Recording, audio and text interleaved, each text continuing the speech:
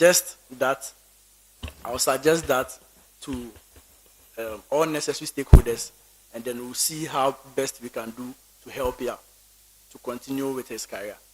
So will y'all be able to play volleyball again? Unfortunately, I wouldn't be able to play volleyball as he was before. And how or what are the measures you put in place to help such people if they are still interested in the game? Thank you, the chair. As I mentioned earlier, I'll suggest introduction of games that wheelchair people can play, so that him too, his interest for sports will not die off. Okay, that's good. Mr. Frederick, Yes, sir. a group of students want to organize a sports competition on campus. They have approached you as the SRC sports secretary. So what will be your way of helping them to achieve the same?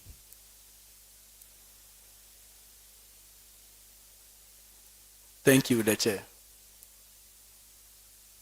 A group wants to organize a sporting activity. Yeah, maybe basketball league, football league on campus. First of all, I'll advise them they write a letter to the office of the dean for approval first, before I can help them with any other measures or any other arrangement. Because if the dean does not approve it, I can't do anything by myself. Okay, you are right. But associations on campus, they also have patrons. So they have to channel it through the patron before it gets to the dean of students. So your answer is very good, but you left that side part. But you really did well. Thank you. So, should the case arise where you have to send an urgent petition to the dean of students or the vice Please, chancellor? I can hear you clearly. Should the case arise where you have to send an urgent petition to the dean of students or vice chancellor outside working hours, you know their residential address and have their contacts, what is the most appropriate action to take? Please, I didn't hear the latter part of your question. I said you know their residential addresses and their contacts. So what is the appropriate action to take? Thank you, the chair.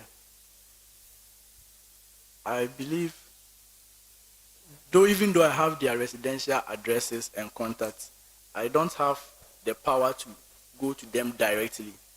I have to put it on paper and wait for the working day, or maybe probably if it's a weekend, wait for Monday, then I'll submit it for processing. So I stated that it is an urgent petition. So in that context, what is the most appropriate thing to do? Thank you, the chair. I understand it's very urgent, but then I don't think contacting them in person will be best. Okay, it's a good attempt. Just as you said, their residential places or addresses are out of bounds. You can't go there outside the working hours. However, there are designated venues and places. You can still contact them and they can come over, they can meet you, and then they can take it. But their residential addresses, their places are out of bounds. Okay. Tell us what happens to a student leader who embezzles funds. Please come again. Tell this panel what happens to a student leader who embezzles fund. Thank you, the chair. A student leader who embezzles funds will be suspended as a caution or be dismissed. Okay, that is not the answer I was expecting. That's partially right, because in the student handbook page 46, you have it that the person will refund with interest, and then the person will lose the official position. And of course, what you said, disqualification from holding any other position, suspension or dismissal. So you are partially right when you say we'll take the position from the person. Okay. An aspirant and for the office of the General Sports Secretary has shared his posters and stickers to his supporters for popularity sake. He has asked them to paste them in the various halls of residence and lecture theaters besides the designated places. What are the, just tell me or tell the panel 2 sanctions that should be applied to such an aspirant?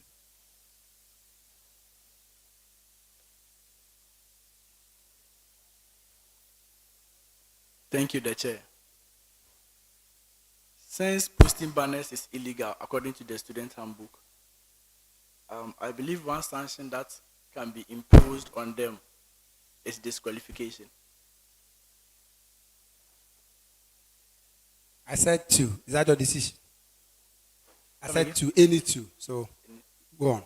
And I think the first one will be caution. Then That is correct.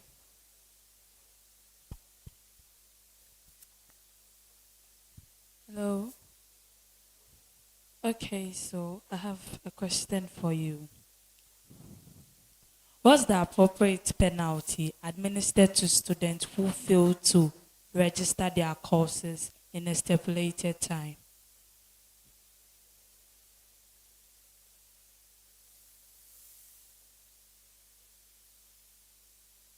thank you, the chair. When a student fails to register their courses, they won't be able to write their exams. Okay, so that is not the answer I'm looking for. When a student fails to register their courses within a stipulated time, they will pay a late registration fee, and that can be found in the academic policies and regulations, page 20, page 20. Thank you. All right. My question is straightforward and it's the form of a riddle, and I want a straightforward answer, no explanations. Is that clear? All right. I am a student, but then I've repeated, and I'm given only one chance to pass my exam. Who am I? Please come again. I am a student, and I'm given only one chance, or I have only one chance to pass a repeated or a failed course. Who am I?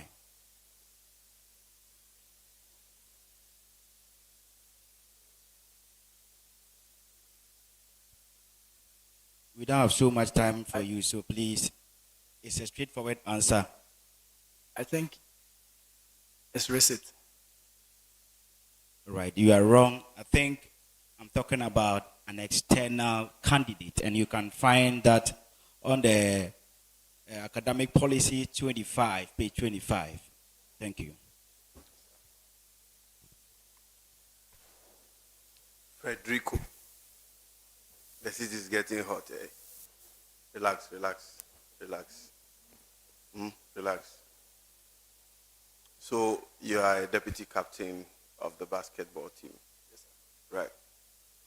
Now, in the event where your team members are not happy about the coach, especially his strategy going into a particular match, and as a deputy captain, they have come to you to tell you that we don't think that the coach's strategy would work for us.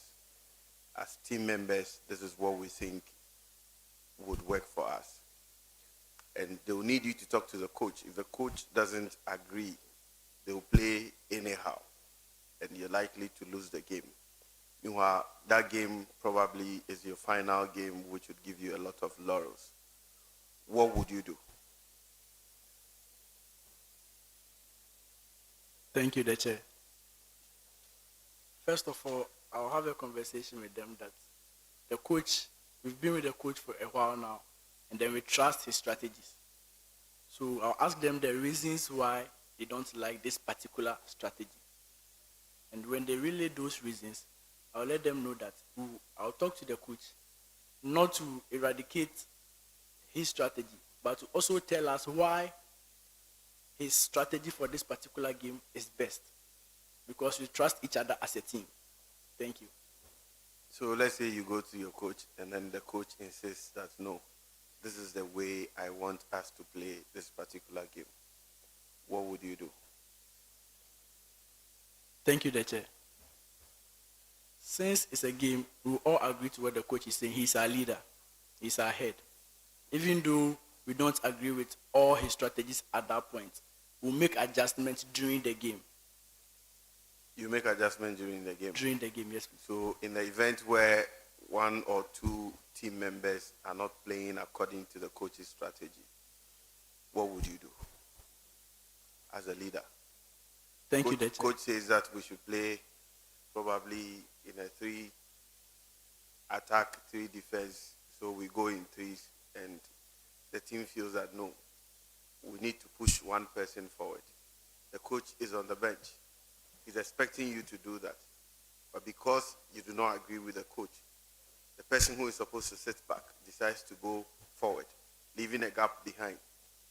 And you, as a deputy captain, realizing that this individual is consistently flouting the coach's orders, what would you do? Thank you, the chair. First of all, what the individual did, I'll ask myself, is it helping the team? If it is helping the team, then I'll tell coach that I think what this person is doing or what this person is suggesting will help the team.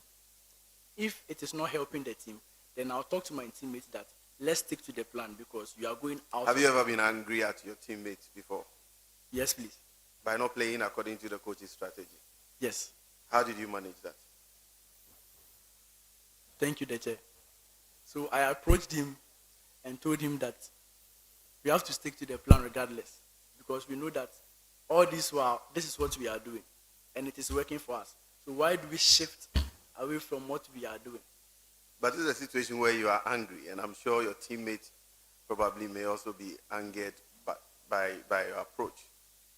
So there may be a bit back and forth. And you know how in the heat of the game, when emotions are high, how we react to each other and things like that. I want you to share with us how you handle the situation like that. Because I know you've done that before. I've seen you do that before. So tell us, how did you manage that situation? Thank you, the chair. With all honesty, I've not gone back and forth with my teammates before, even though I am angry. If I'm angry, I go to them individually and tell them that this is what we are supposed to do. Let's do the right thing and let's get the job done. If they don't listen, then I'll go to my coach and tell my coach that this is what this individual is doing, so he should talk to him. Probably because my coach has a higher authority than me, he will listen to my coach. Okay, we'll make progress. Okay, so the term impress has been used extensively in the university community. So what is the meaning of the word impress?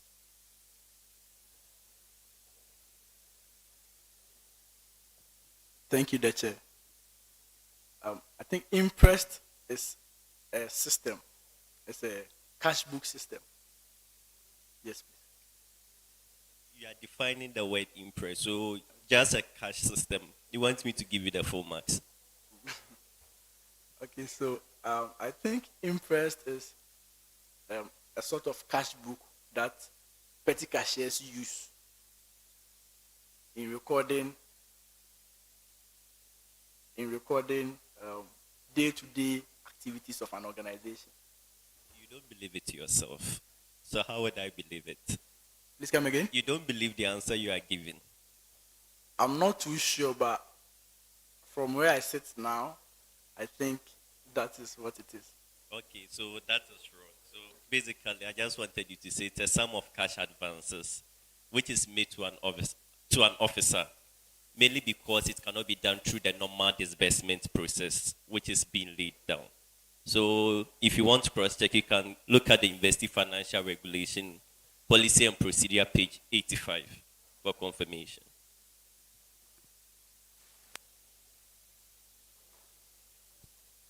Frederick, currently there's a major tennis tournament happening. What tournament is it?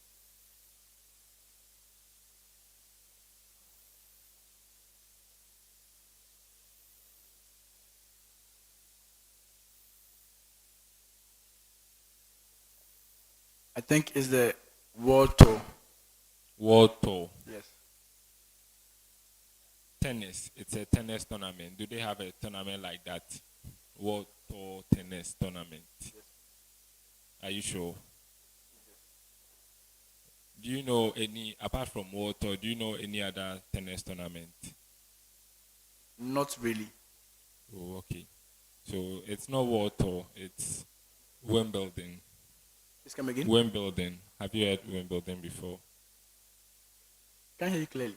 Wimbledon. Wimbledon. Yes. So that is the answer I was expecting. Frederick, it looks like apart from basketball, you're not interested in any other thing. Are you? Please, I'm interested in any other thing. Are you sure? Yes, sir. Oh, tennis, fine. Let's go to athletics. Have you followed the athletics competition? Yes, please. So you know there are national championships going on now for qualification for the World Championship. Yes, please. You know, so in Jamaica, one of their topmost female athletes failed to qualify at the nationals and would not be representing Jamaica at the World. And it's become big news. One of their topmost female sprinters did not make it. Do you know who that is?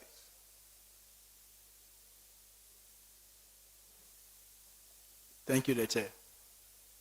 Pardon me, but I don't know who that person is. Frederick. But you know the female sprinters from Jamaica? 100, 200, 4x100, 4x400. The name is hyphenated. It is something Thompson.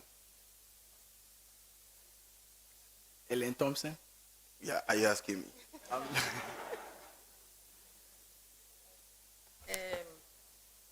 Are you related to Honorable Educhum? No, please. Okay. You've written here that you are a highly motivated employee with the desire to take on new challenges. And I think it's cut and paste because you are not an employee. So in future, you want to note that. The term employee you brought here tells me that you just saw it somewhere and then you liked it. So, but you should have modified it. So you want to do that. My last question for you is: you said you are strong, or you have strong relationship building skills. Strong relationship building skills. How do you do that? How do you build strong relations? Thank you, the chair. I have the ability to socialize with people regardless of who they are or where they come from. So when I come in contact with people, I have the ability to socialize with them, get to know them, and build a relationship with them. Anybody you come across, you are able to socialize with them? Yes, please. Thank you. So you can socialize with me. You can build a strong relationship with me. Hopefully.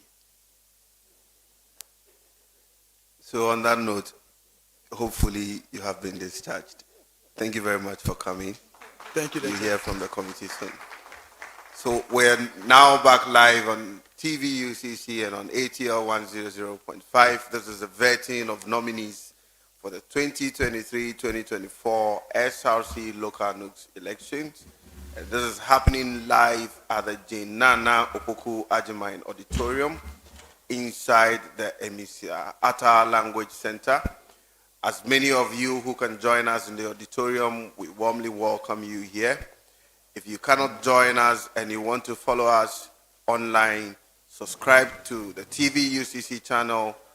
Subscribe to the TV UCC channel. Follow us live on that channel. You can also listen to us on ATL 100.5. And please make sure you leave your comments so we can read them together. I'll hand over to PDF. Right. Thank you, the chair. You know, whenever I come to your screen, I come with your messages. I told you to keep them coming. So right away, I'm picking some few messages that we've received here. This one is from Cecilia Pia. God of Ohenewa, as we discussed this dawn, hear us. Mr. Black, I just love Madam CV. Really? Right. Captain Kobe Ohenewa. Who is Ohenewa? We yet to see Ohenewa here. Emmanuel Ba. Hi guys. I just joined. I hope they've not vetted the president for Nugs. Yes, we've not. We've not done that.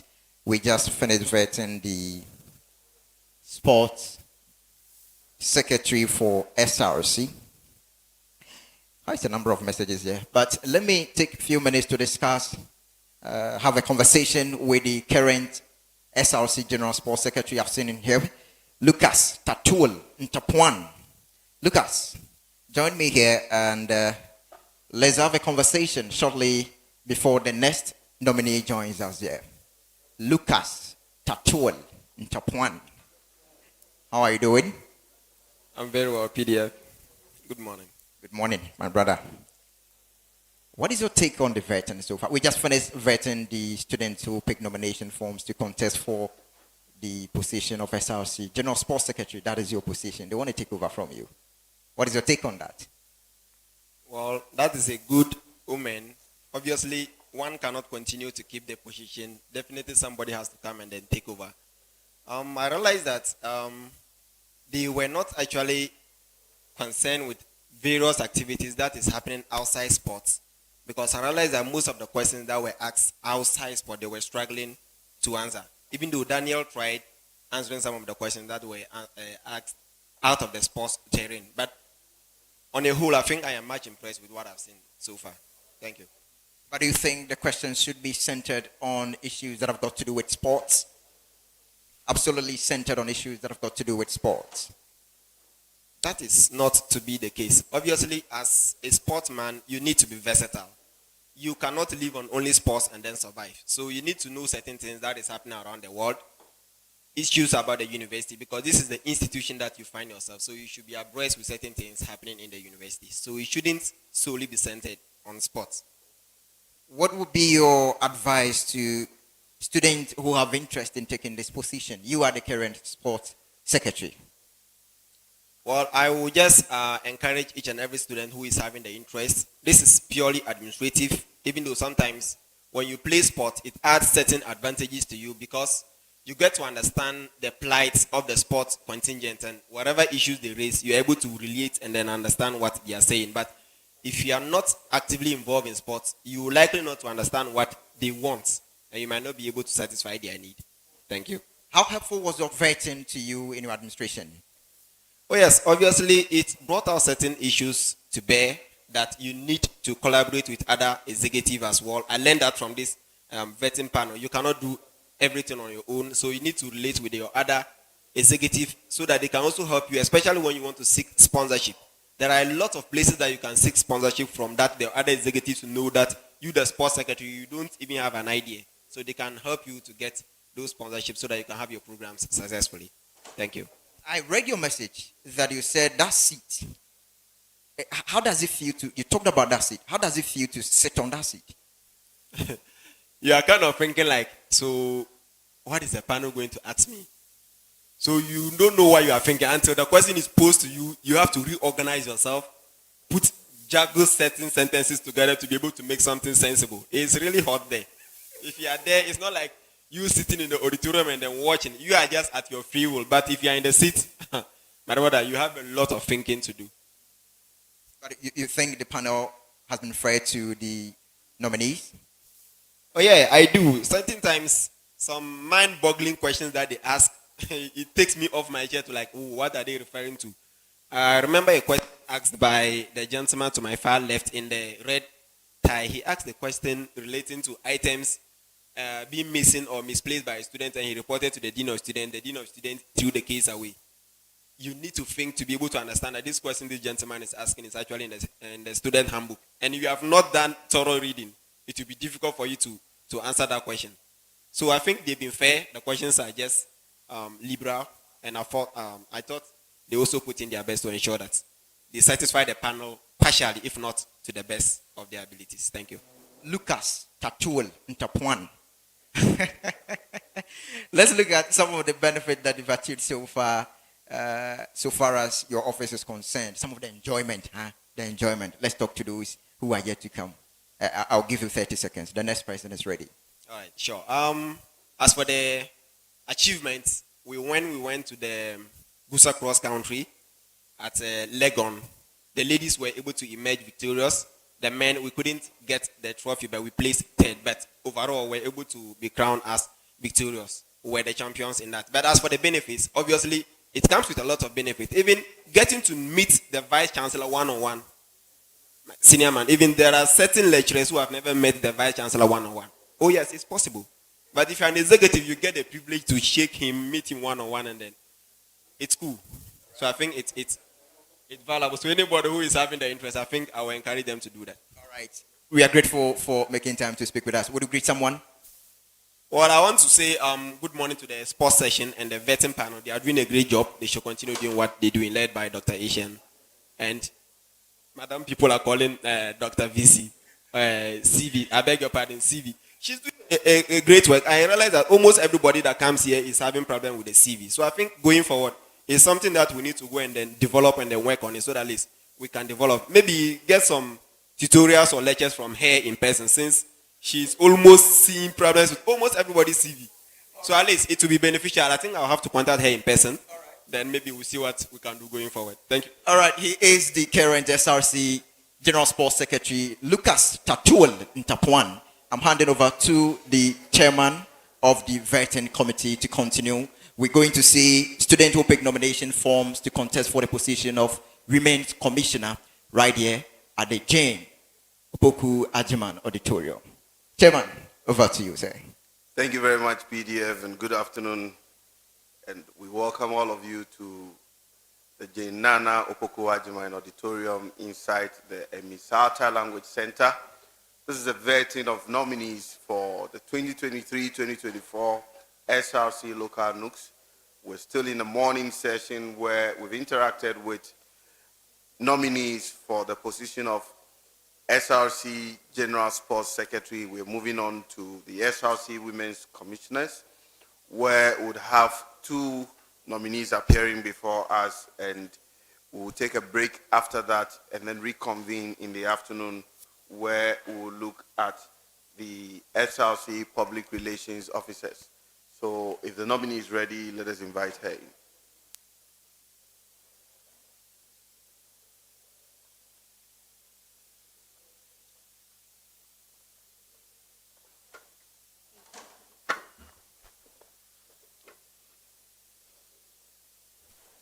You're welcome. Thank you, the chair. So please relax. And then state your name, your registration number, and tell us why you're here. Thank you, the chair, for the question. My name is Ohinewa Buenya Christabelia. I'm in level 300, and I read communication studies with the index number AR/CMS/20/0148. Thank you. I'm honored to be seated here this morning. I filed for nomination to vie for the position of the SRC Women's Commissioner.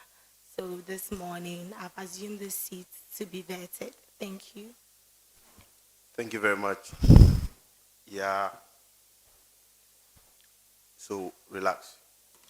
Okay. Can I please take one? Yes, please do. So we're still live inside the Jenana Opoku Ajiman Auditorium. And this is a vetting of nominees for SRC Women's Commissioner. We're about to interact with the first candidate for today. And we'll then treat all those in the auditorium to please be quiet so that the nominees can hear the questions and then answer them appropriately. Apart from those from the office of the Dean of Students, please would ask that the first 2 seats be vacant, please. So please kindly move upstairs.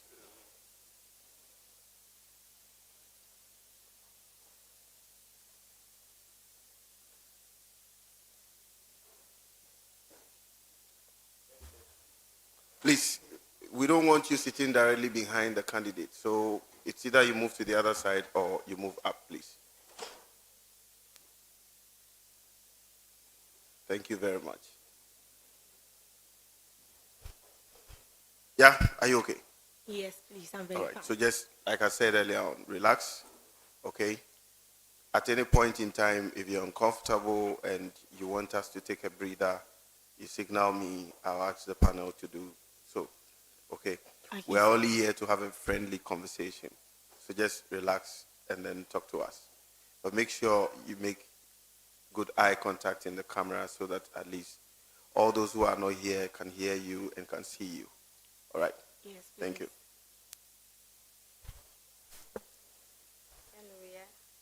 Hello, mommy. It's good to see you. It's good to see you too. I hope you are not tensed. Are you? Not really. You don't have to. Because in your CV, you have been conducting interviews. So you have the experience. So just relax. What did you eat this morning? I ate kinky with fried egg and shito. No wonder you are drinking a lot of water. I was wondering what you ate. You ate kinky. That's fine. Don't worry, you not collapse. The person will ask you not collapse, okay? Yes. It's good if you ate kinky. You ate kinky. You know that now I know the name you call me outside, Madam CV. So I've been told. You know, like with any other reports, you need to have a heading, but you started it with your name, so it means that your CV has no heading, and it's a simple heading, curriculum vitae. And that must come so that when I take this document, I don't struggle to find out what it is. So basically, that's the first thing I saw. Then you interspersed capital letters with small letters. Example, Church of Pentecost. The church is small letter. The Pentecost is uppercase. So if you are using initial caps, it should run through. Place of birth, you know, if it's initial caps, so the P and then the B must also have things like that. But it is not too bad. It is not too bad, except that when you come to, it is not paginated. You don't have page numbers. You don't have page numbers. And then there are some that are single line spacing, like page 2, for instance, is single line. When you come to page 3, where you have your programs, your skills and qualities, it is double line spacing. And so there is no consistency. I would have wished your telephone numbers for the referees are under. So you take one referee and then the telephone number is there. There are bullets all through. So because of the consistency, I will let it go. But you don't really need the bullets. But because it runs through, it is very consistent. And for that reason, interesting. You play javelin? Yes, please. I see. Where? In UCC? No, please. In Infantman Girls Senior High School. But in UCC, what do you do? I do not partake in any sports, please. Why? Okay, actually, my school nominated me to go and represent the school during our inter-corps, challenges. So I went and I had really trained, but when I got there, they didn't allow me to throw it. And the next time I tried, I got injured in my arm. So, per the doctor's advice, he told me to stop throwing javelin. I see. So the hurt is still there. The pain is there. Or I do not feel it again. you don't feel it again. So you have to use it again. You have to use your arm. Eh? Oh, I use my hand very well, just that I don't. You don't throw again. Okay. So you've written here that you possess excellent managerial skills with the ability to meet challenging deadlines. Tell us about that. Okay, thank you, the chair, for the question. Okay, so when I say I possess good managerial skills and I'm able to meet challenging deadlines, I am saying that I have been able to, the GOB Joy Limited, for some time, the manager traveled outside and I was the one in charge of everything. So I was in charge of supplying foodstuffs to some of the senior high schools, taking records and the likes. And sometimes you need to supply maybe the whole of Ashanti region within 2 days. And you need to do that with palm oil. So you go to the school, you need to be on time. So I was able to do this. That is why it's in my CV that I possess good managerial skills and I'm able to meet challenging deadlines. So, working at GOB, in your CV, you have also indicated that you currently do that. Yes, And please, you've been I can. attending business meetings. Yes, I have. You have, Not, whilst you're in school. not whilst here in school. But when I come to school, I do not attend business meetings with her. But then I arrange for meetings for her, please. Whilst you're in school. Yes, please. Okay. You also say that you are interested in learning new qualities and ideas to develop. Yes, please. Tell me about any new thing you have learned this year. Okay, so one new thing I have learned this year is how to bake. To bake? Yes, please. Bake what? Okay, so quiche. It's actually like a delicacy that looks like pizza. So I've been able to learn that. And I've been able to teach some girls in my community too. Sometimes when we go for interactions, Where you go for interactions, where? Okay, Where so do you go for interactions with the people in your community? Where do you go? when they come to my house to visit. Yes, please. So you mean when your friends come to visit you? Yes, please. You teach them how to bake quiche? Yes, please. Apart from quiche, what do you bake? Aside that, I specifically learned that because I'm a pizza lover. So it helps me save a lot of money. I can see you are now very relaxed. Tell me about the role of the Women's Commissioner. Okay, thank you for the question. So the role of the Women's Commissioner is advocacy. The Women's Commissioner advocates for the rights of the female students on campus, talks on behalf of the female students, and ensure that the welfare of the female students are met here on UCC campus, and also chairs the Women's Wing Committee. Have you worked with them before? Are you part? You haven't worked with them. They have committees, you know. Yes. Have you been part of any of those committees? No, please. So where did the desire to be a women's commissioner come from? Okay, so my desire to be a women's commissioner came from my foundation. So I have a foundation called Go Girls Initiative Foundation. And so I have been embarking on some tours with young girls in rural communities, donating sanitary items to them. So I have been in the midst of females. So I got a desire to develop my skills from the office and learn more, get to interact with people, share my ideas and get to know the ideas and learn better. That is where my desire came from. Have you held any position in the hall?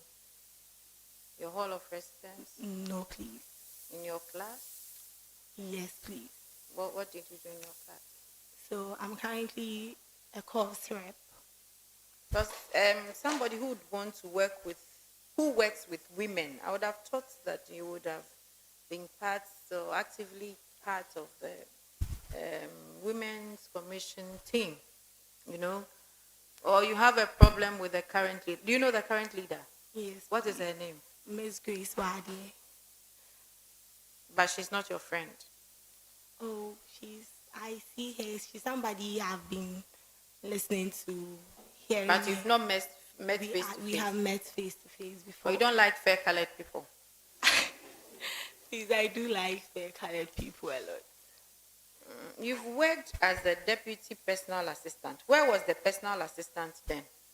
Okay, so the personal assistant was there and was sick. Was there. Was there. Yeah, but during my internship, they actually created a space for me in the personal assistant's office. So I was playing the role as her deputy then. So tell me some of the things you did. Okay, so the person I worked for also doubles as a member of parliament. So sometimes we draw weekly outline for him. Maybe if he wants to go on a constituency tour, he gives me where he wants to go to. He tells me, maybe I want to spend 30 minutes in this community. I've given you 5 communities. This is the time that I'll use to travel from this community to the next community. So give me a proposed itinerary that I can follow, so that, and sometimes we attend meetings. I carry his files and go and learn something from there. Give me the right name of the list. You said he usually asks you to write a list. What is the right name of that thing you write? Itinerary. Okay. And you attend meetings. What is a meeting? Okay. A meeting is a setting or a space where more than one person appears and gets to interact and share ideas. More than one person just appears? No, like different people are there to share. So it's a coming together of 2 or more people, yes, to discuss important issues and prefer solutions. Thank you very much. I'll come back. Okay, ma'am. Yeah. So my question is, students believe that the office of the Women's Commissioner is scarce, okay, after general elections, and it's visible during women's program like empowerment session. Within that period, okay, within the period that is scarce and the period that is visible, how would you advocate for the cause and interest of the female students in the formulation of SRC policies?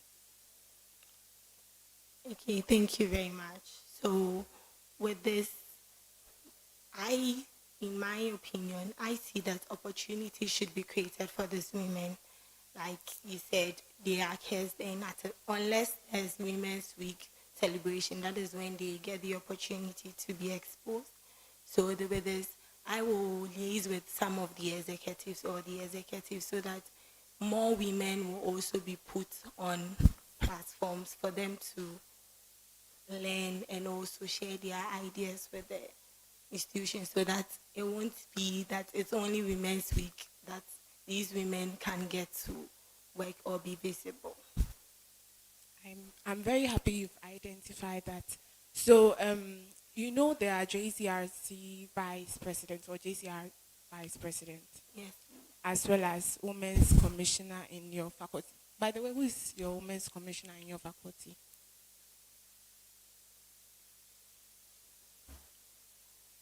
Sorry, it has escaped me. But which faculty do you belong to? Faculty of Arts. And you don't know their women's commissioner? She's in your department. Kukua. Her name is Miss Kukua. Is that her official name? I don't know her full name, but that's how we call her. Okay, she's Abigail Edu Amakwa. Okay, so Thank you for the correction. Okay, good. So what I was looking out for in your answer, you partially answered it, and I'm very happy you also identified that problem. So you can also talk to the JCRC vice president, the various women's commissioner at the various departments and faculties, as well as create a spot or a slot where that whereby they can channel their grievances so that it wouldn't be Women's Week celebration that we get to see the Women's Commissioner, and during the campaign that we get to see them. Please, are you okay? Yes, please. Thank you. That was a good attempt. Okay. Listen to your question. Yes, please. You've been invited by the University Basic School on a women empowerment talk. What are the two major things you talk about? How to become a better person. And the last thing I'll talk about is for them to use what they have in a good way. I said women empowerment talk. Women empowerment talk. So how to become a better person as a woman, and as a woman, how to use your skills to impact in the society.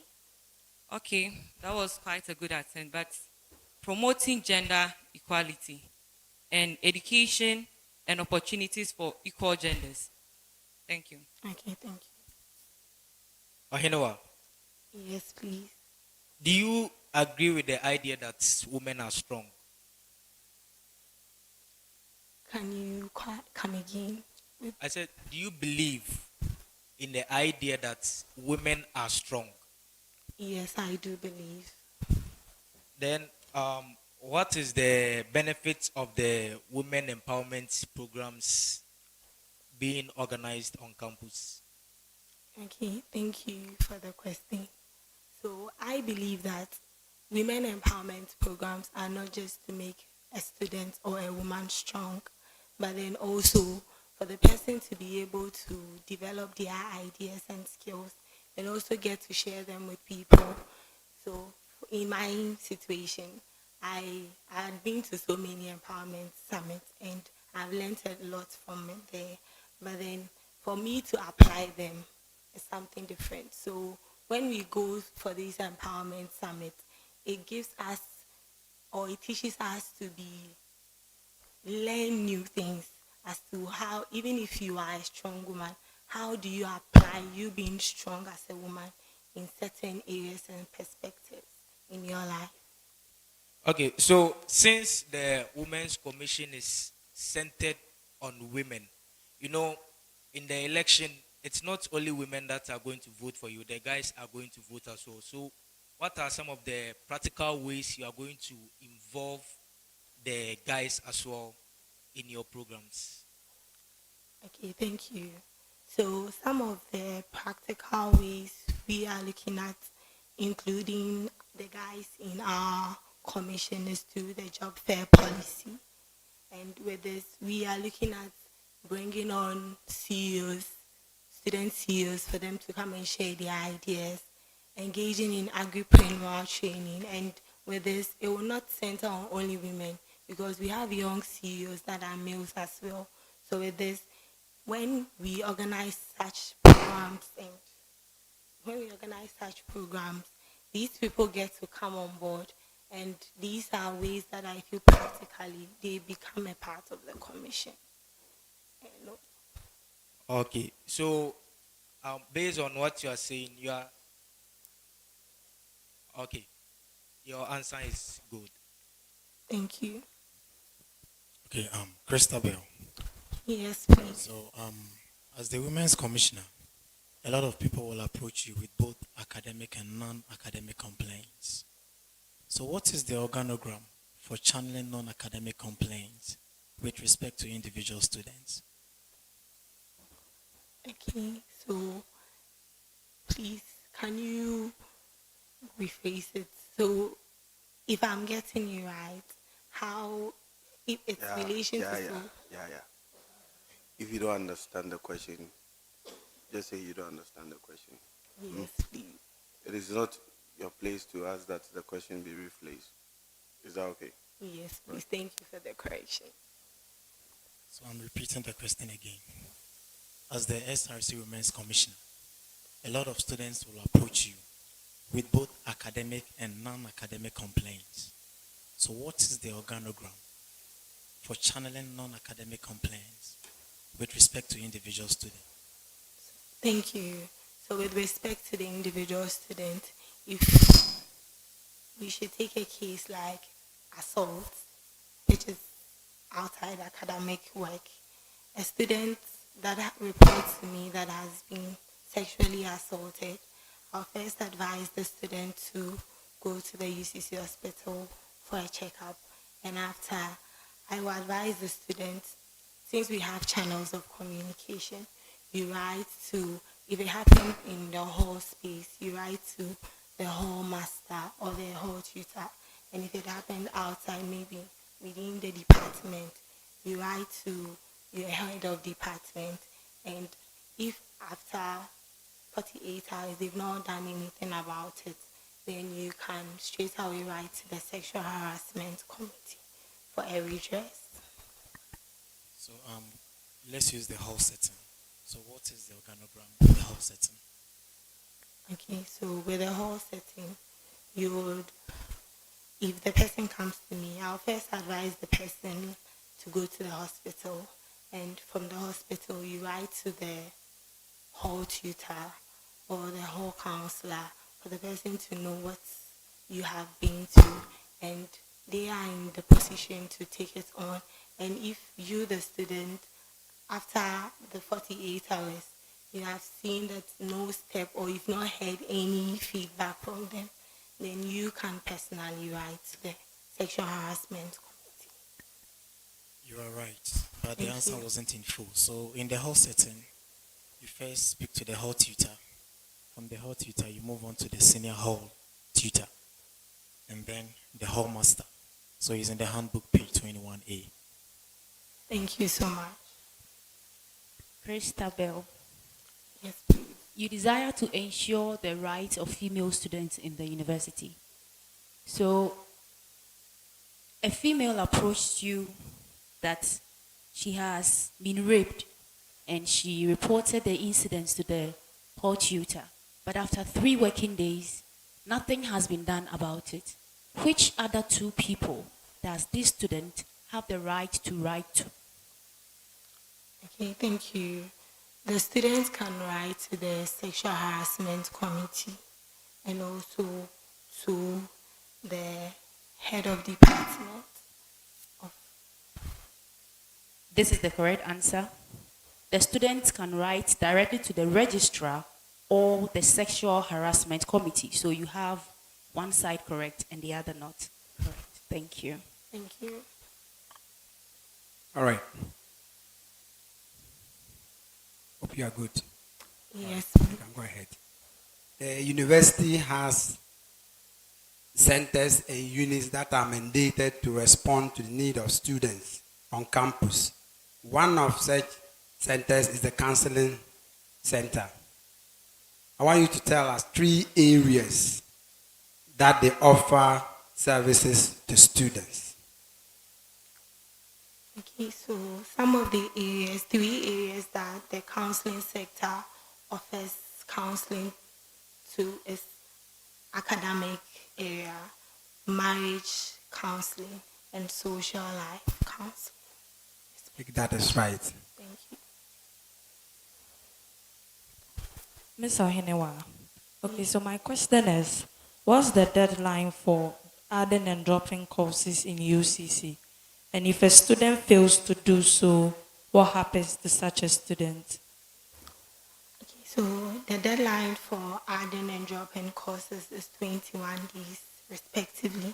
And also if a student fails to do that, he will be charged a penalty which will be decided by the registrar of the university. Okay, so that is quite satisfactory. The right answer I'm looking for is that 21 days after beginning of lectures. And then when the student fails to do so, the student will earn an E. So that can be found in page 20 of the academic policies. Thank you. Thank you. Right, yeah. Yes, please. I have failed an exam. And then I sit with it, and then I resit and I pass. There are 2 grades. What happens to the grades? Both grades will appear in your portal or will appear on your transcript, please. Okay, I think I'll give you half because it appears on your transcript and it's also added in the computation of your CGPA. You understand that? All right, so Yes, that is quite good. Yeah. Yes, Come. please. Let's have a conversation some more. Relax. Hmm? I see you have a lot of leadership skills. Yeah. Yes, please. Do you get angry Sometimes. sometimes? Yes, please. How do you manage your anger in the midst of people? Okay, so when I get angry in most instances and I'm around people, the first thing I do is if I am not giving any information out, I keep mute. I do not converse or continue because I believe that should there be continuation of an argument which is making me angry, then it can lead to something else, probably not on my side, but on the side of the other person. So I prefer to keep quiet. So do you come across as an individual who would always want to push forward an agenda even when the others do not agree with it? Is that the kind of person you are? It depends on the context. So if I believe that it is a good cause, actually I've had such a situation before. I know. When I know. That's why I'm asking. So I will still push if it's for a good cause. No, but what if the bigger team, so let's say in this contest, the SRC Women's Commissioner's Office has an idea, brilliant idea, but at the SRC Executive Committee level, the others feel that, okay, we need to shelve this idea or put it on hold for some time and look at it maybe sometime later. But again, you're also minded by the timelines and many other things. So you are kind of insisting that we go ahead with the activity when the other group says no.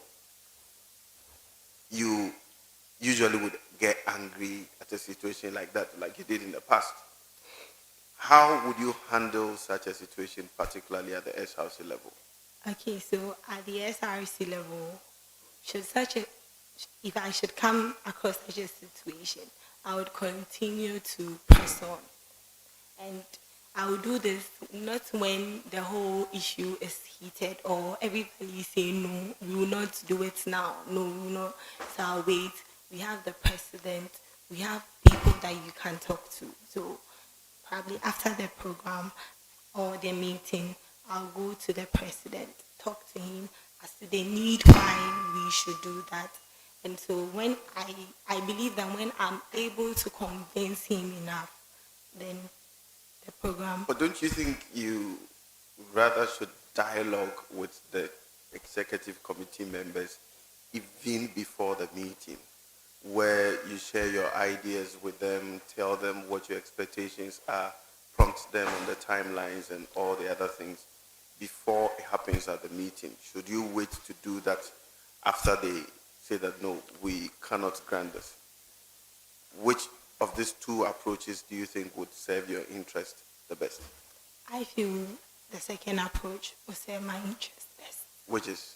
Which is me going to the meeting, and after the meeting, if they do not agree, then I go and see them and make them understand as to the need. The meeting is ended. The opinions have been formed already. So if there's no meeting immediately to consider your proposal again, then it means that approval will not be given. Okay, so why don't you dialogue on a matter like this before the meeting, where you have this idea, you have this timelines to meet, and then you dialogue with people who will be involved in the decision-making process. I have a term I use for it, call it guided democracy. So you guide that democracy. You lobby. I think that is the right term. You lobby before the meeting, but you don't lobby after the meeting. Okay, so I am saying that because I believe that ideas are quite different, or people have different opinions. So I believe that should I even dialogue with the person before the meeting, we are going to have an executive meeting. And if party A should agree and party B does not agree, it doesn't make headway. So it is my idea and that of my women's wing committee. So we go for the meeting. I am presenting the women's wing committee ideas to the executive council. It's an idea we have formed together. So when I present it to them and they do not agree, then after I do the dialogue, and like you said, probably the meeting may have ended. And the opportunity would have been lost. Oh, as I said, if I should dialogue with the president and most of the executive, The executive would have to organize another meeting to take the decision. And if there's no impending meeting, then it means that the opportunity is lost because of the deadlines. Emergency meeting, please. No, but if I am the president, I'm not organizing an emergency meeting because of you. But then from a little background check, it looks as if you have a knack of keeping things to yourself and only talking about them as and when you want to. And when you do that forcefully. No, please. That is not the case. That is not the case. Yes, please. But you don't like to dialogue. You don't like to talk to people about your ideas. I do like to dialogue, like I said earlier, with that I will talk about it with my committee, the Women's Wing Committee, and I believe that... But they're not the ones taking the decision. Okay, I believe that the Executive Council, they all have their own roles to play. So if I'm presenting an idea from the Women's Wing Committee, which I have taken together with my people, and I believe I need to present it at the right time, and the right time is during the meeting that we are attending. But this is a situation where the right time is elapsed. So you have lost the opportunity. Do I take it as if you become the SRC Women's Commissioner, you would want to do things independently and would want what you want to be done at all times? No, please. But that is exactly what you're telling us. Because you don't want to dialogue before a decision. You want to dialogue after the decision has been made. Don't you think that that would affect the progress of your work? Okay, thank you. I stand to be corrected. So, like I said, the dialogue can be done after, but with the advice you are giving me on the... I'm not giving you an advice. I'm not giving you an advice. So, with what you are saying, the chair, I also believe that that is also quite important and needs to be taken into consideration. Because a lot of people think that you like to hold on to your ideas, and when you don't get the opportunity to execute them, it makes you angry, and then you would want to forcefully get it done. No, please. So, I want to give you a scenario in my personal life. No, I don't want you to go there. Not like personal life as in something so personal. Like something I have achieved on the CV, which is there. Please, can I go ahead? Please go ahead. Okay, thank you. She wants to set her own questions. Okay, so like I said earlier, with my foundation, when I got the idea, I decided to share it with a friend first, like you said. And it was just me being an individual. And I identified the problem and I wanted to solve the problem in my own little way. But I got to know that this is a situation that I cannot handle alone. In as much as I can provide one for an individual now, I cannot provide it forever. So why don't I team up with people? So in this scenario, I shared it with people and I got them on board. So personally, I do not believe... But what you have just said is different from the answer you gave a little earlier, where you want to wait till after the meeting before you share with people. It is something that I think you should consider as an individual. Because again, as I said, a little background check about you reveals that you are a forceful person when it comes to your ideas. if it is not accepted, you would want to go all out and get it done, which is actually a good thing. But I think that you should reconsider that whole approach and then guide the democracy. You should learn a bit of lobbying skills, where if you have to be with a committee, where the committee would have to take a decision on something that is pressing, then you're looking at lobbying the people to agreeing or understanding before you go into a meeting like that. Because if you don't do that, then you are likely not to get your projects approved, which is something that significantly has been said about you. Anyway, we'll make progress. We'll come back. Thank you. Okay, so I'm going to ask you a question, or let me say questions. It's basically various officers have abbreviated, so you're going to tell me the full meaning. So I have a total of 5 officers, so that would equally account for the marks. So the first office I'm going to mention is DOF. What's the full meaning of DOF? Directorate of Finance. Okay, that is correct. The second one, SNIT. Or Senate Info. What's the full meaning of Senate? Please, those at the gallery, if we ask questions and we hear you whisper the answers, like I always say, the candidate will be disqualified. So please, if you are here supporting a candidate, kindly support quietly until we are done. Thank you. I do not have an idea. Okay, so that is right. Let's go to the third one, MOF. Ministry of Finance. That is correct. The fourth one, MOE. Ministry of Education. Okay, and the last one, DHR.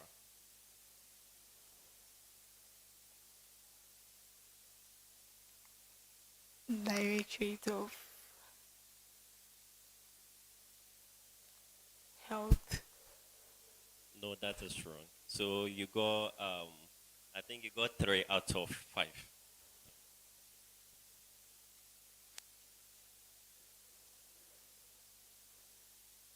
Christabel. Yes, please. Okay, I'll go very straight to the question I want to ask. I'm sure you've heard. Okay, I'm sure you've heard about the Yvonne Nelson story, right? Yes, please, I have.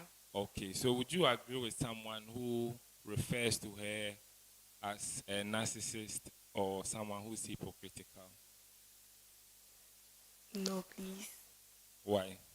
Okay, because I believe that it is her views that she's airing out in the book.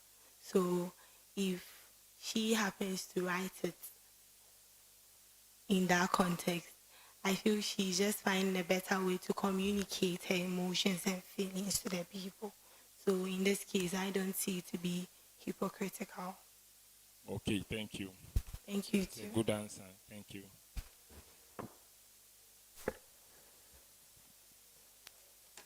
Christabel, Yes, please. how do you feel about the way ladies dress on campus? And what can we do about it? Okay, thank you. So sometimes I see some of my colleagues wearing slippers to class, dresses that exposes their body, which is against the rules we have as an institution. So I will suggest that per every department or per a course or program of study, we have strict dressing policy. Like the way School of Business, they do have, you wear official to class. Law, they do have that strict dressing policy. So I believe that when it's extended to all the other departments, that you dress to cover yourself, and if you do not dress in that manner, it's against the rules, and it will attract some form of punishment. Probably you not be allowed to stay in the class for the lecture.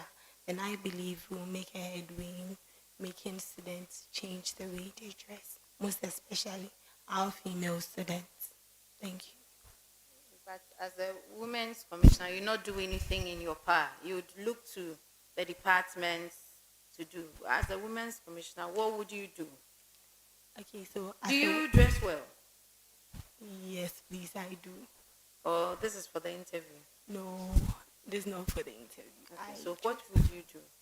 Okay, so one, I will join our programs or summits that we organize for the students. I would let them know the need why you should dress well. So I will educate them about dressing well.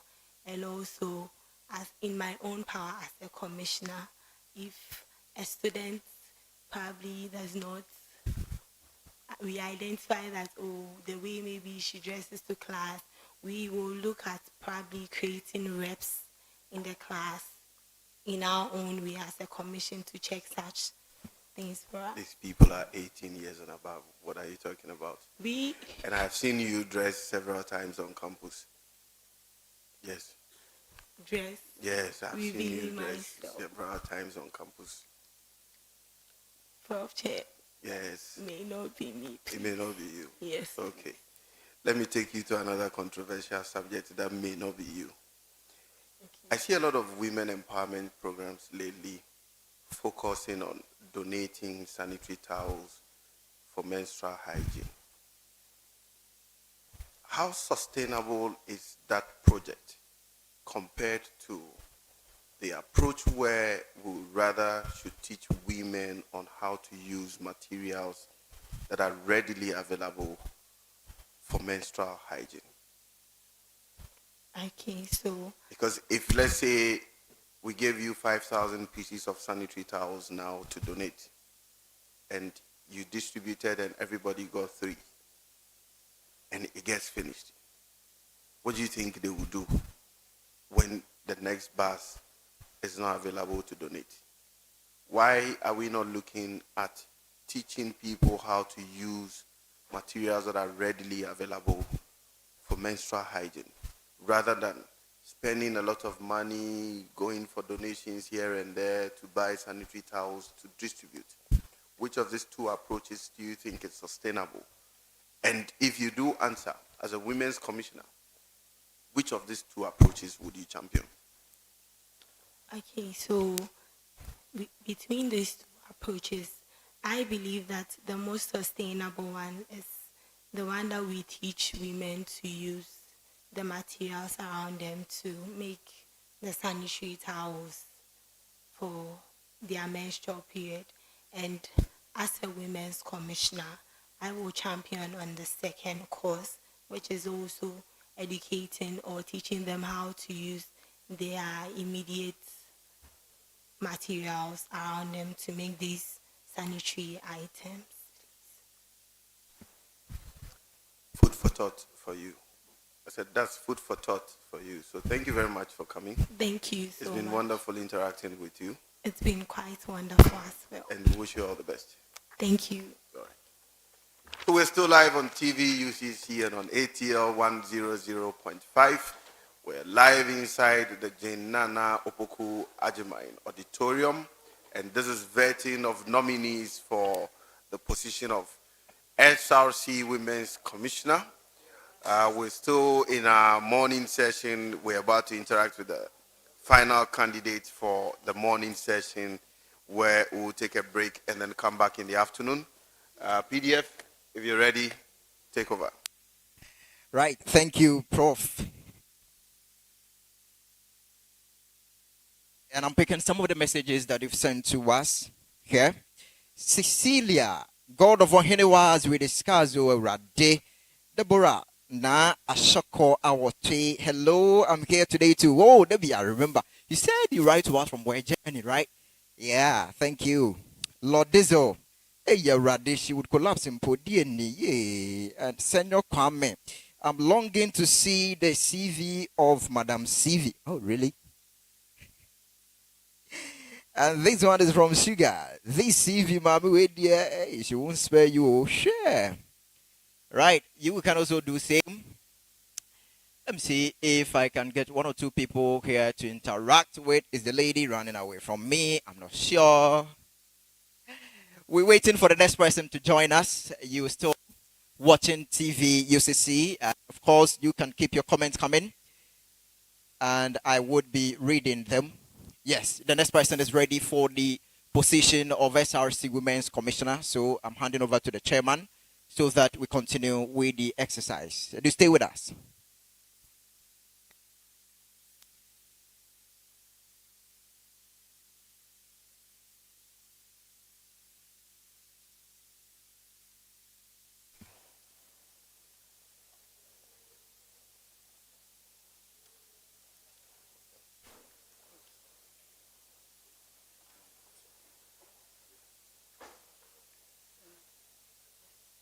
You're welcome.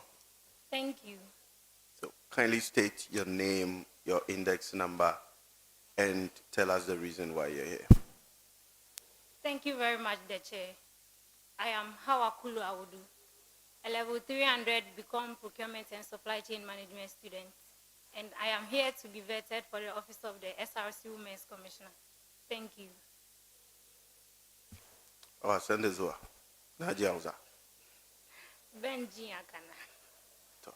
Okay, let's make progress. So relax. I like the way you are smiling, so I am hoping that the smile will continue like this until we end. Is that okay? So at any point in time, if you're uncomfortable, you let us know. Okay, we'll take a breather. You have water in front of you. There's a pen and a paper as well. If you don't understand any question, you let us know. We'll repeat the question so that you can answer appropriately. Is that okay? Okay, thank you. All right, thank you. All the best. Hi, you're looking good. Thank you. You see, sometimes they think I'm bad, but I'm good. You have beautifully labeled your CV, and I like it. And the heading is there boldly, and then you have your. I think the format you use is very good.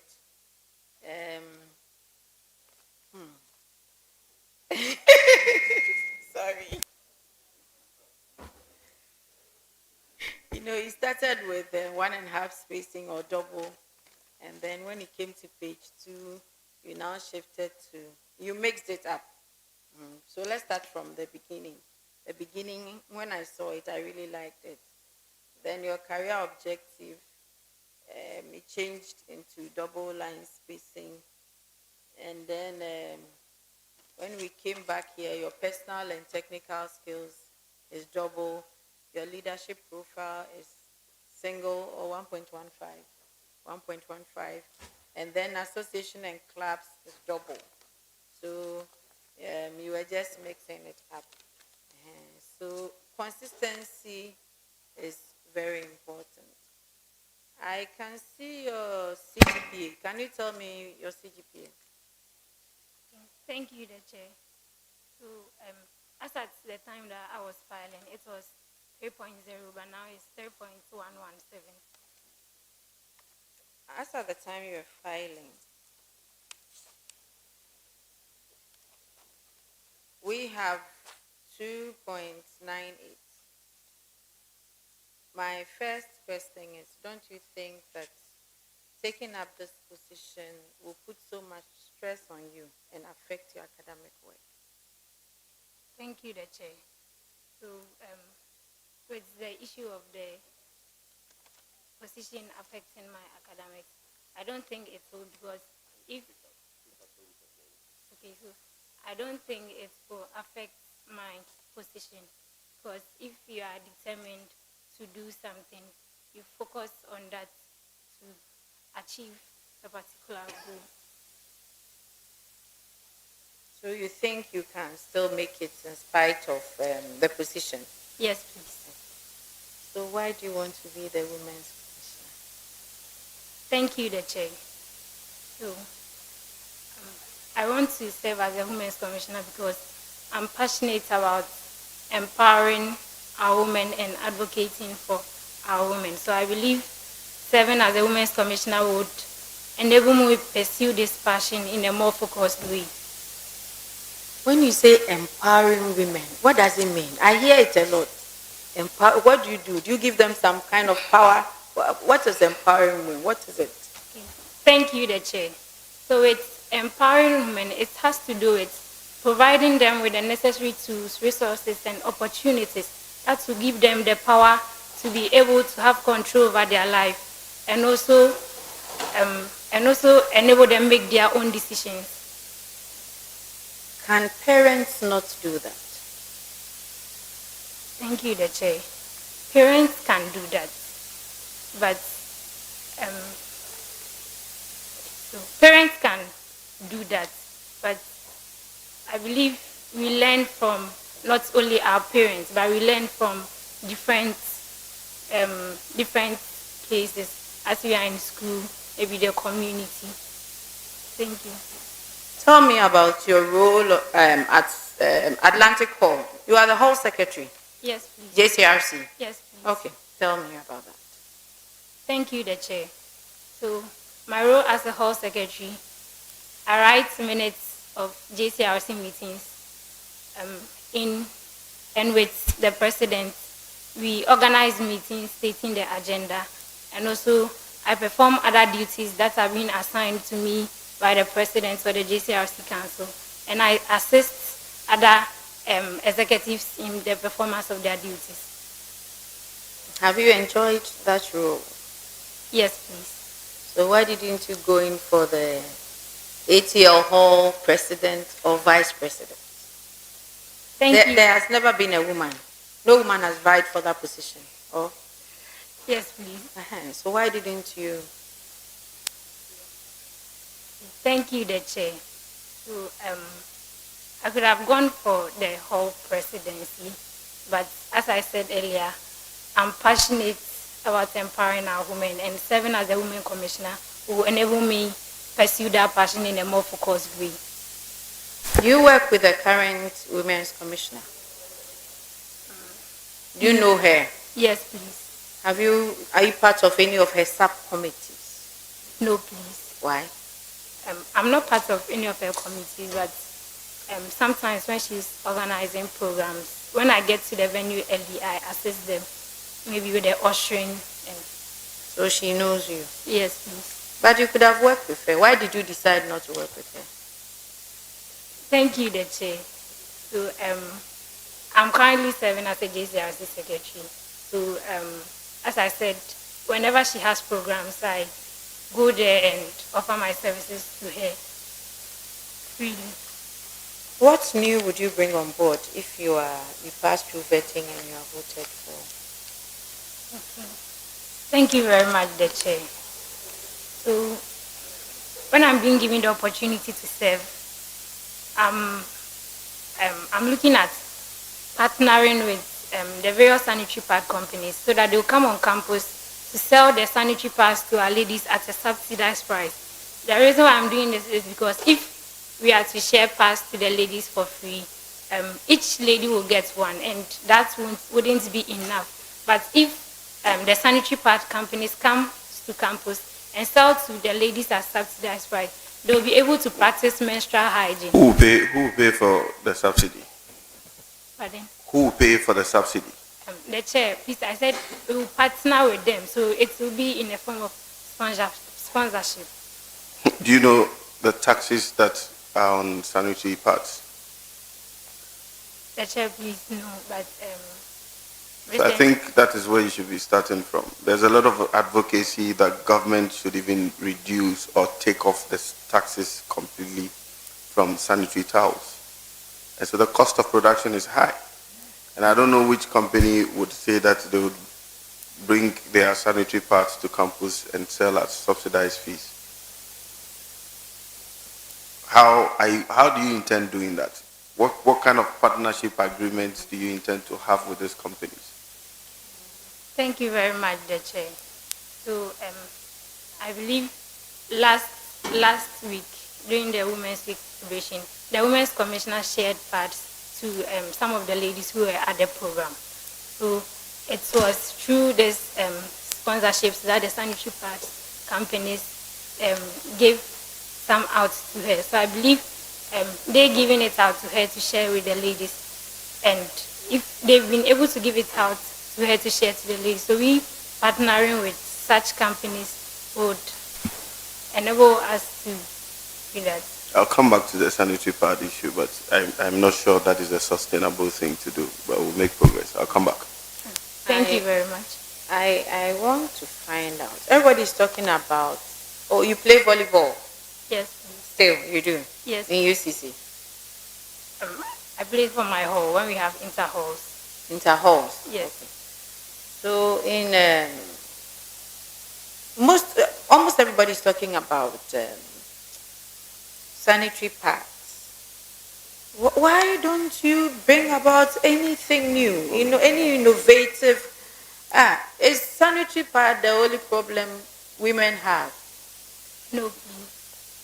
So I think you people should be thinking about something innovative. Because when we were younger, we didn't even use sanitary pad. We used rose. You don't know rose? I'll tell you when you finish.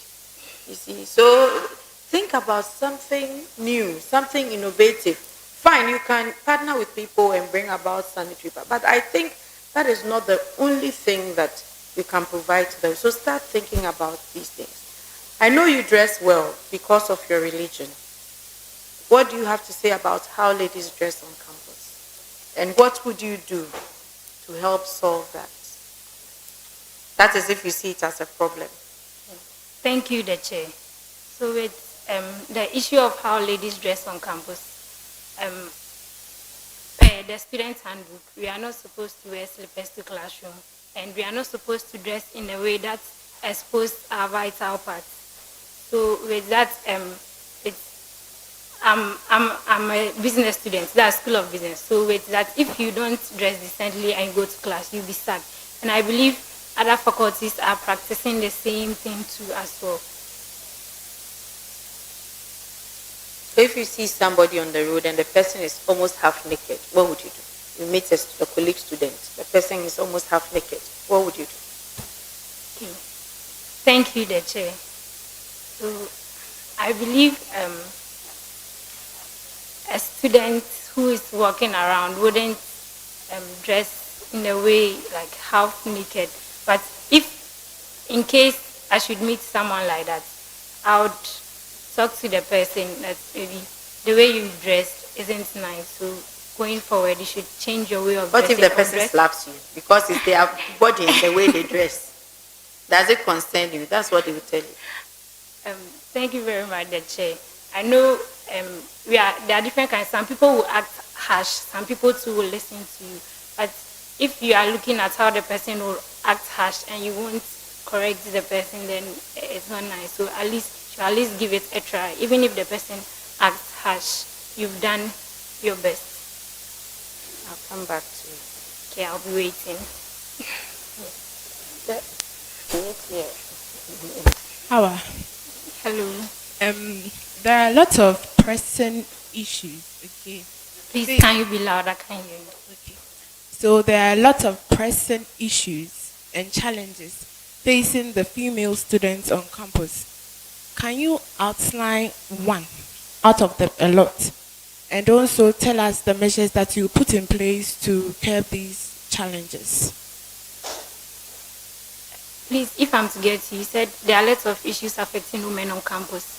Please, kindly relax and let me take the question again, okay? There are a lot of issues, okay, facing the female student on campus. So outline one of the challenges or the problems and tell us how you are going to curb these challenges or these challenges. Okay, thank you.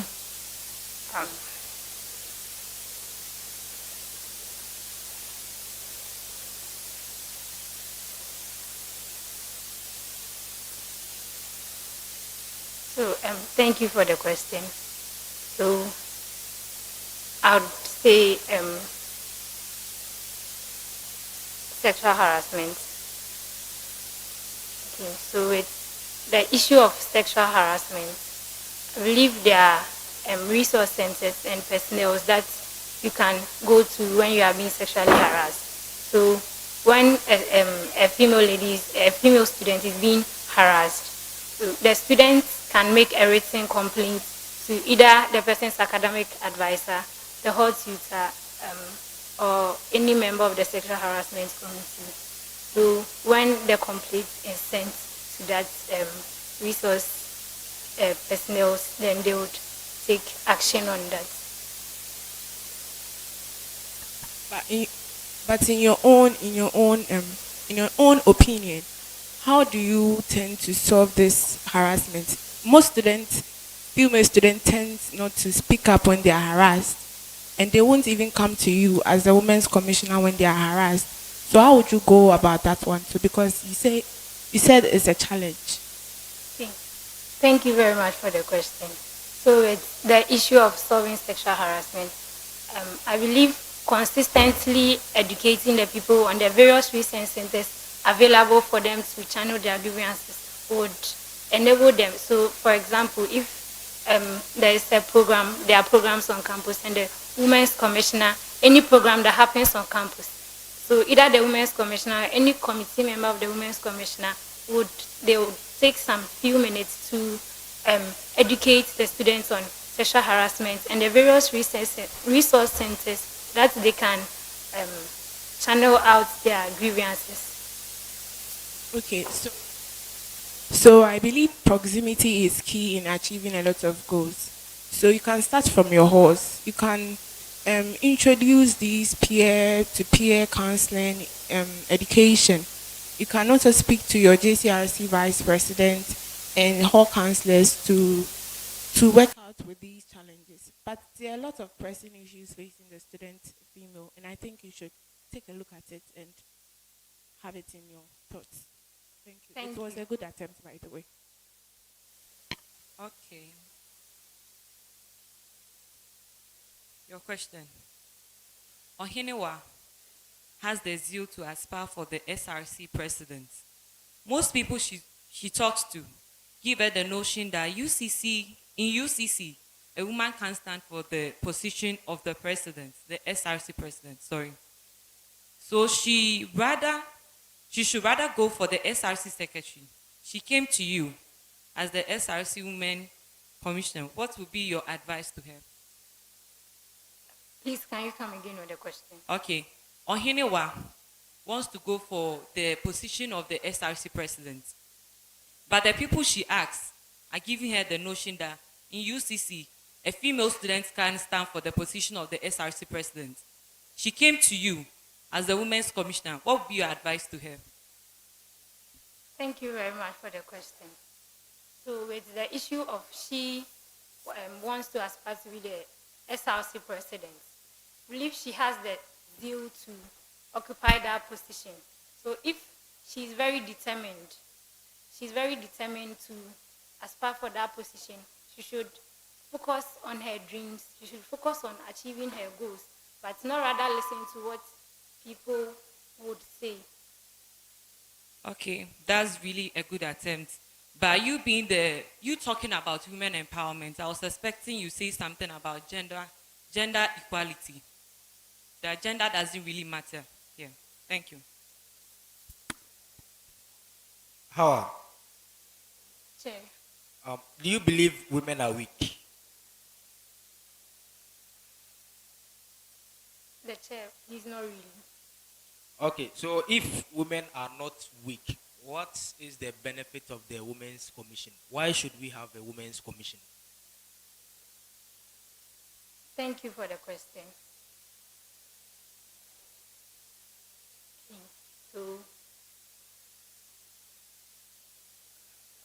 So with the issue of we having the Women's Commissioner position, I believe the Women's Commissioner serves as a mother figure to all the students' body on campus. So basically, even though most of the duties and responsibilities are related to female issues, the Women's Commissioner performs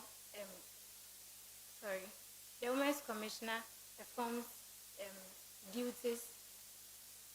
I think because it's the SRC, she performs other duties too as well. Okay, a quick one too. The SRC president says she's the leader of the women's wing. and then the SRC vice president says she's the leader of the women's wing. And in that, anytime you are organizing your program, you need to consult her in order for your programs not to conflict. So what would be your response to that? Thank you for the question. So I believe before every administration begins, all executives would present the various programs they wish to organize. They will present it. They will have a meeting. They will present the programs that they wish to organize. So with that, since the vice president will present her programs, and I would also present my programs, when the dates conflict, it will be solved. It will be solved during the time that we submit it. We submit our various programs and the dates. So have you read the SRC Constitution? Yes, please. So the SRC vice president is not the leader of the women's wing. Rather, the women's commissioner is the leader. That is, she chairs the women's committee, as stated in the Article 8 of the SRC Constitution. So your answer was not okay. But it was a nice attempt. Ajia. I told you. Smile. Beautiful smile. Pay attention to the question. Pay attention to the question, okay? Okay, how? Yes, sir. As the Women's Commissioner of the local Nugs, a female student approaches you to report a rape case.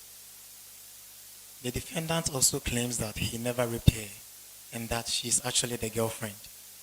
She only decided to take such an allegation against him because he is breaking up with her now. What would you do in such a situation? Please, can you come again with the question? As the Women's Commissioner, a female student approaches you to report a rape case. The defendant also claims that he never raped her. She is actually his girlfriend. She only decided to take such an allegation against him because he is breaking up with her now. What would you do in such a situation? Thank you for the question.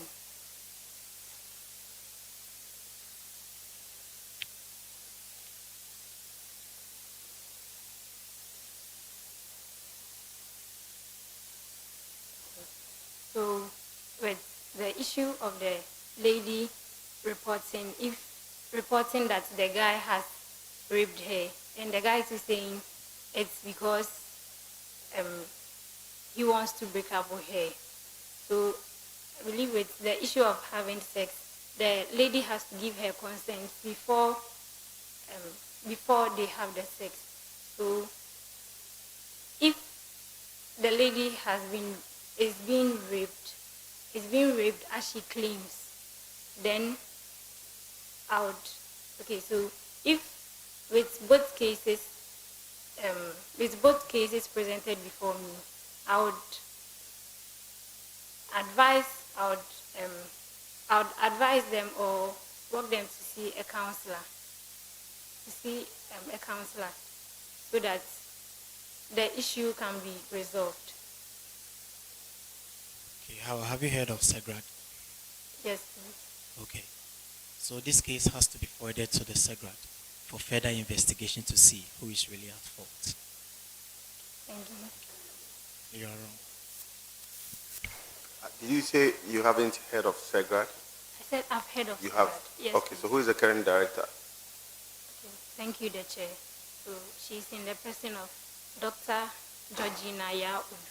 She's professor now. Okay, sorry, Professor Georgina. Update your records. Okay, thank you. Okay. Okay, Hawa. 3 female students are interested in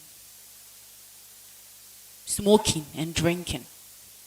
In the university, there are rules or laws that govern smoking and drinking of alcoholic beverages.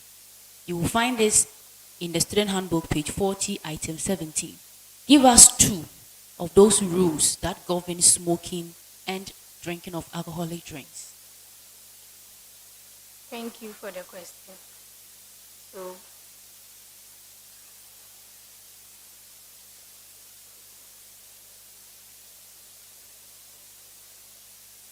thank you for the question.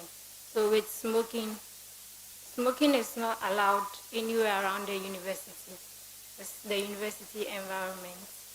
And then with drinking of alcohol, you can drink alcohol, but you shouldn't be drunk. Like it shouldn't exceed some limits. Yes, this is what I was expecting, but you did not say what I'm actually. I'm not looking for the sanctions. I'm looking for the laws that govern it. And I stated a page and then the item number. And what you said, think you tried, and it's a very good attempt. Although here we have that smoking is forbidden in all public places on the campus. Smoking is not allowed in students' rooms and immediate surroundings.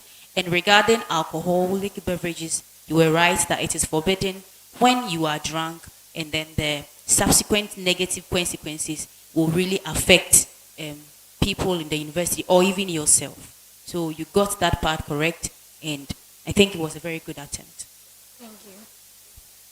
Okay. Awa, Yes, please. you are the current Atlantic Hall Secretary, right? Yes, please. I know you'll be mindful of, or your hall will be mindful of electricity consumption and safety of your members in the hall, right? Yes, please. Per the student handbook, I want you to mention 3 electrical appliances that are strictly prohibited to be used in the halls of residence. Thank you for the question.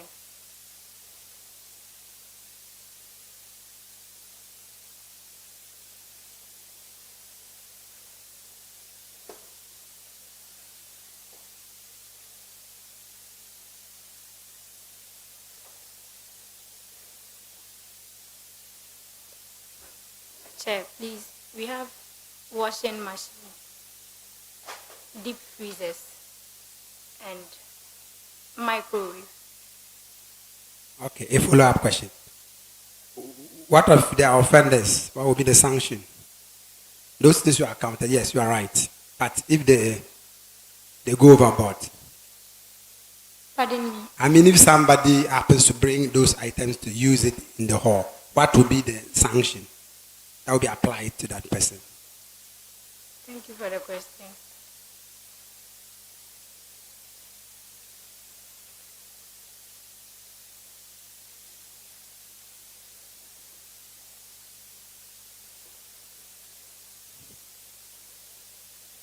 So, the person can be sanctioned or ejected from the hall. That is very correct. Okay, Miss Hawa. Yes, please. Okay, so my question is, with respect to the academic policies and regulations for undergraduate students, page 26 in the academic policies, when will a continuing student be outrightly withdrawn from the University of Cape Coast? Pardon me. Please listen carefully. Okay. With respect to the academic policies and regulations for undergraduate studies, page 26, when will a continuing student be outrightly withdrawn from the University of Cape Coast? Thank you for the question.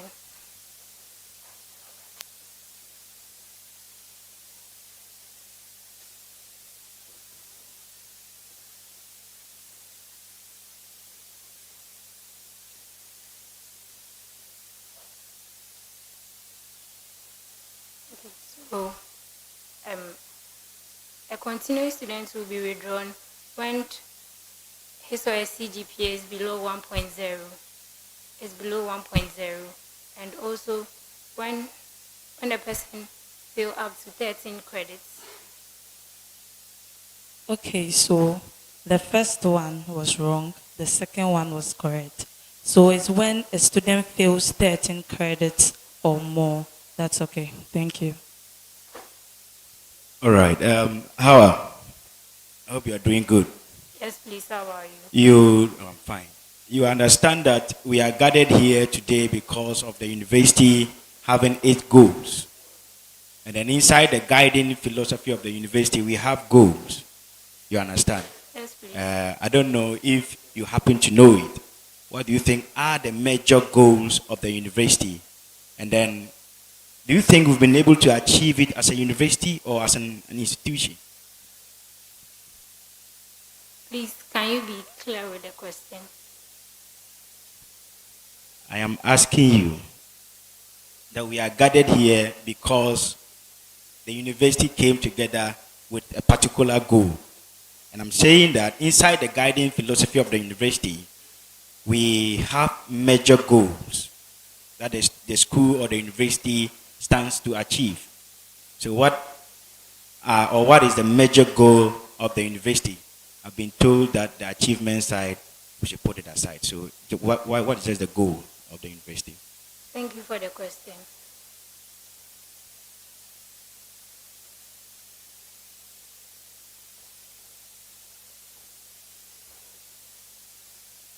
Secretary, so I understand why you are writing all the time.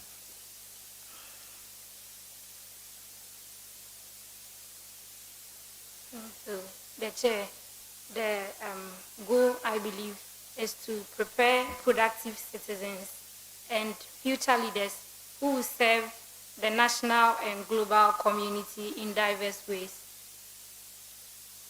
Okay, I think you are right.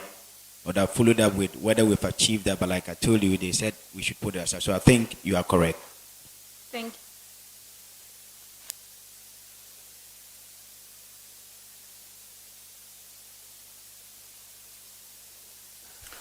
you. Yeah.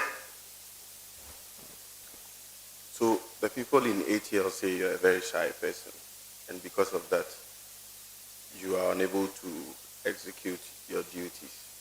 Is that correct? No. But that is what the people say about you. He says, so I believe we all have ways that we see people. So that's how they see me, but that's not how I am. How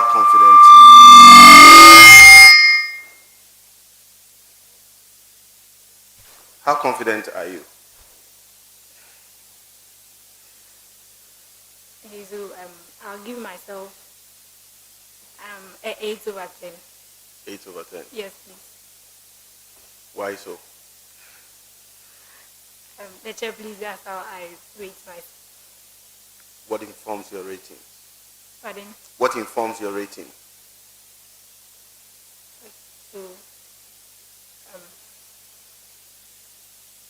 So my ratings has to do with my personality. Okay. What I'm capable of doing. What are you capable of doing?